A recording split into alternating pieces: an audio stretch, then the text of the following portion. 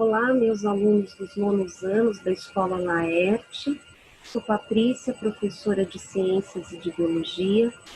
Estou muito feliz por estar aqui com vocês hoje, agora mais próxima, com as nossas próprias aulas. Espero revê-los em breve, todos bem e com saúde. Por isso, continuem se cuidando.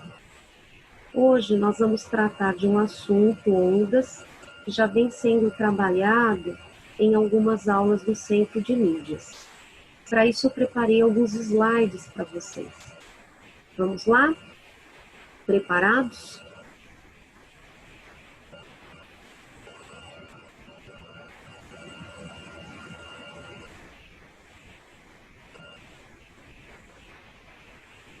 Como eu já havia dito, o assunto da aula de hoje é ondas, né? Uma aulinha para os nonos anos. Vamos começar com o conceito de ondas. Ondas são perturbações que se propagam em meio sólido, líquido ou gasoso, ou até mesmo no espaço vazio, no vácuo. As ondas transportam energia sem transportar matéria. Vamos entender melhor esse conceito analisando cada imagem. Na primeira imagem, nós temos a gota de água da chuva, né, caindo sobre uma superfície, que aqui pode ser a superfície de um lago, de um rio, de uma banheira, né, e com essa queda, produzindo a onda, que a gente enxerga como esses círculos, né, que se repetem, esses círculos um dentro do outro. Atendendo à ideia do conceito, aqui nós temos, né, a queda da água da chuva produzindo uma perturbação nesse meio material, que no caso é a água. Na segunda imagem, nós vemos uma menininha segurando uma corda, né, provavelmente presa a um ponto fixo, sacudindo essa corda. E ao sacudir, ela produz oscilações aqui para cima e para baixo, para cima e para baixo, né? Oscilações que se repetem, né? De forma repetida, de forma ritmada, né? Por um intervalo de tempo. Então, aqui mais uma vez, nós temos a representação gráfica de uma onda. Nessa terceira imagem, o cachorro latindo, né, produz uma perturbação no ar, né, o latido do cachorro produz uma perturbação no ar, né, que é a própria onda sonora, que a gente consegue ouvir na forma de um som, né.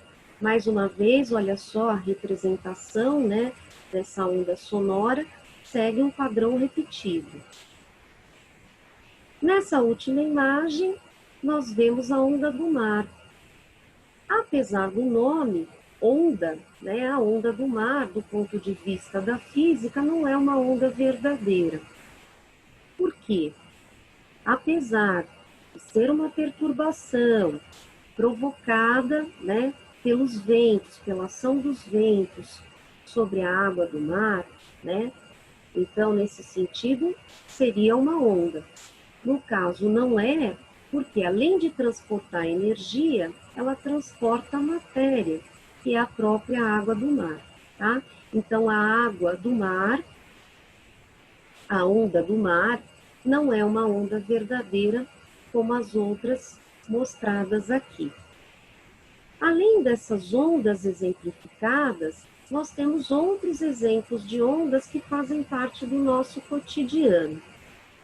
Todas elas podem se classificar em dois grandes tipos: ondas mecânicas ou ondas eletromagnéticas. As ondas mecânicas são aquelas que precisam de um meio material para se propagar. Esse meio material pode ser a água, pode ser o ar, né?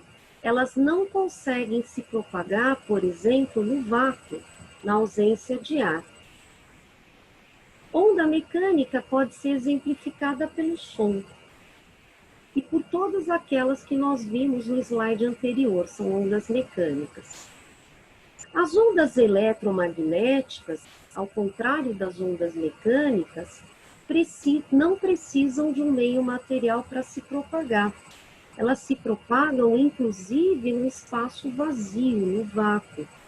São exemplos delas: a luz, as micro-ondas que fazem o forno de micro-ondas funcionar, e também tem outras aplicações, como a gente vai ver, as ondas de rádio, as ondas de TV, os raios infravermelhos, a radiação ultravioleta, né, de origem solar, os raios X, os raios gama, são todos ondas eletromagnéticas.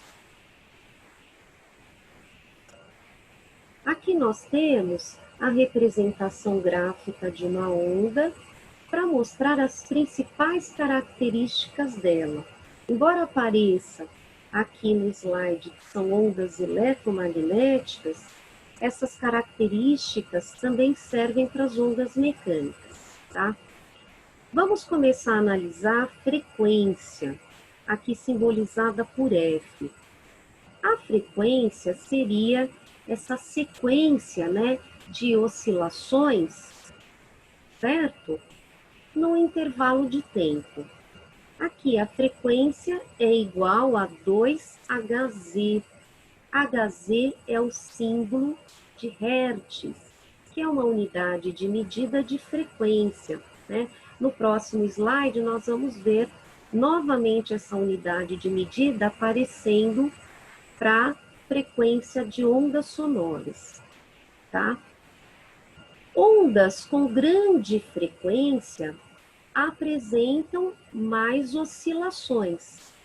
Ondas de menor frequência apresentam um número menor de oscilações, tá? Então, quanto mais oscilações, maior a frequência da onda. Quanto menor o número de oscilações por uma unidade de tempo, menor a frequência da onda, tá? Outra característica importante a se analisar é o comprimento, aqui simbolizado por lambda, que é uma letra do alfabeto grego. O comprimento seria a distância entre os pontos mais altos, que são chamados de cristas, entre duas oscilações consecutivas, tá? O que a gente vai perceber também mais adiante? Que quanto maior a frequência de uma onda, menor será o seu comprimento, ou seja, menor será a distância entre duas oscilações. E, por fim, a amplitude, né, é essa distância entre a crista de uma oscilação, ou a parte mais baixa da oscilação, que é chamada de vale, ao eixo X, que é o eixo do tempo, tá? Essas características são importantes porque elas nos fornecem informações mais detalhadas sobre o comportamento de uma onda, como a gente vai ver também mais para frente. Aqui nós temos um slide mostrando a frequência das ondas sonoras, dos sons. Percebam que sons que ficam numa frequência entre 20 Hz é Hertz e 20.000 Hz são as ondas sonoras audíveis por nós, né? São as ondas sonoras que o ouvido humano consegue perceber, né? São sons que nós escutamos. Ondas sonoras com frequência abaixo de 20 Hz, chamadas de infrassons, não são audíveis pelos nossos ouvidos, né? Elas já são percebidas por outros animais. Aqui o exemplo é o elefante.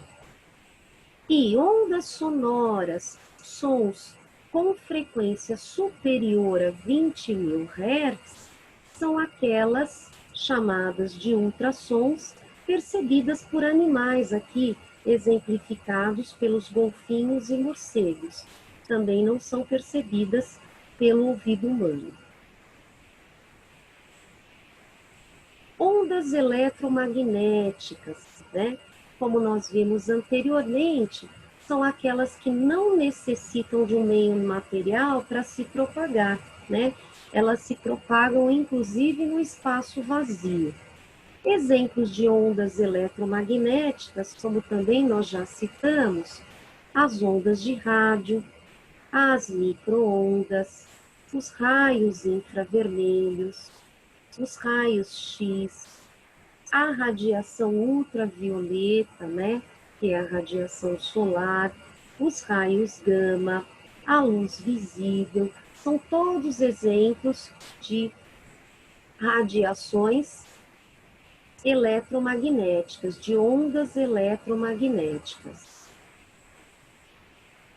Essas ondas, elas são classificadas de acordo com a sua frequência, num diagrama como esse, que é chamado de espectro eletromagnético. De acordo com esse espectro, o que a gente consegue perceber? Primeiramente, vem as ondas de menor frequência, né? Então, percebam que o número de oscilações é menor num dado intervalo de tempo, e depois nós temos as ondas de maior frequência, né? Olha aqui, o número de oscilações, né, num dado intervalo de tempo aumenta. O que isso significa para a gente? As ondas de menor frequência são aquelas que também têm maior comprimento, né? Então, menor frequência, maior comprimento. Qual é a onda de menor frequência que existe? É a onda de rádio, tá? Ondas também de pequena frequência são as micro-ondas. Além de fazerem funcionar o forno micro-ondas, né, essas ondas também servem para o funcionamento dos aparelhos celulares, para a transmissão de TV via satélite, tá? Como a gente vai ver, são ondas que carregam uma pequena quantidade de energia. Os raios infravermelhos, eles não são enxergados por nós, né? Porque estão numa faixa de frequência, né? Que a gente não consegue enxergar, numa faixa de frequência que o nosso olho não percebe, né? Eles servem, por exemplo, para o funcionamento de controle remoto, para sensores de alarmes, sensores para acendimento de lâmpadas, né? E eles são emitidos por corpos aquecidos. Por exemplo, nós, né, emitimos raios infravermelhos, embora nenhum de nós consiga perceber isso através da nossa visão. Inclusive, aquele aparelho, né, que vem sendo muito utilizado nessa época de pandemia para aferir, para medir temperatura, ele funciona com base nisso, né? Ele detecta esses raios infravermelhos que nós emitimos e, com isso, esse aparelho mede a nossa temperatura, tá? Temos aqui a luz visível e as ondas eletromagnéticas de maior frequência e que, portanto, são altamente energizantes, né, são aquelas também chamadas de ionizantes e que nós iremos estudar mais detalhadamente nas nossas próximas aulas, né? Então, são elas as ondas ou radiação ultravioleta, raio-x e raios gama. Bom, pessoal, por hoje a gente fica por aqui, tá? Espero que vocês tenham compreendido esse assunto. Qualquer dúvida, entrem em contato comigo via nosso e-mail, né? Aquele que é colocado sempre nas orientações das nossas atividades, o profpatbil9@gmail.com. Deixo aqui um beijo grande a todos vocês e até a próxima.